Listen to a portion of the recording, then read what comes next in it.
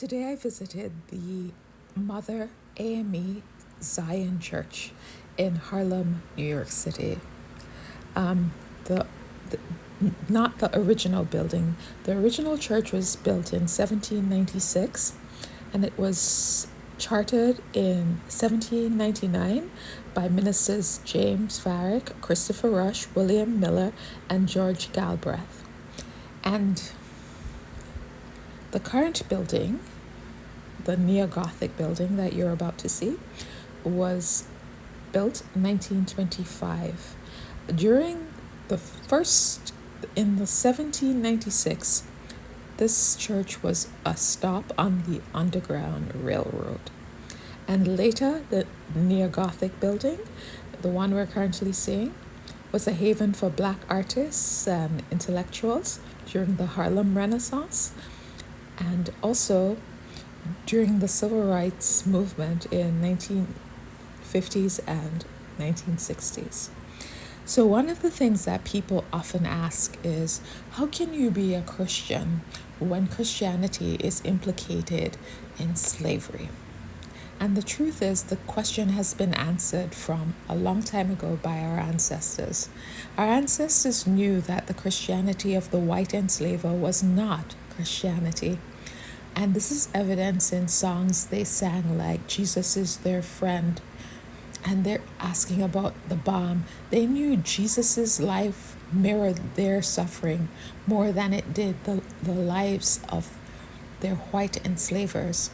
So they wrestled Christianity from their white enslavers' hand, and they knew slavery was not justified.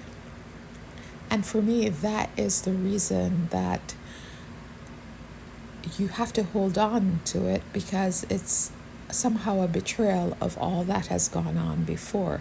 How do you give up this church, Mother AME Zion Church, with this rich African American history of liberation? And sadly enough, today when I attended, we had more visitors who were there because of their tourists, and this is a historic site, and they came to have that African American experience of religion.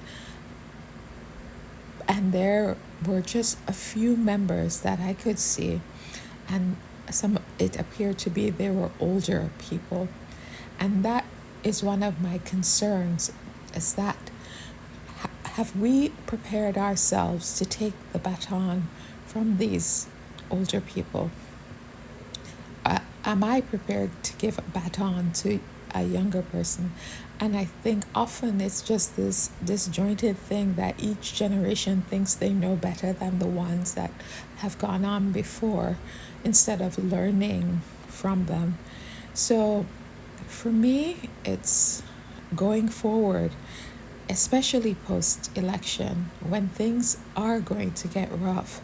Like, how can we now go back and pick up where we left off, that we should have gotten the batons from these people before they pass on, that we learn the stories, we learn the ways they were able to make it through the civil rights era, and we learned how they stuck together even when they did not agree on everything. So thank you for listening and for watching, and please feel free to comment and to like or subscribe.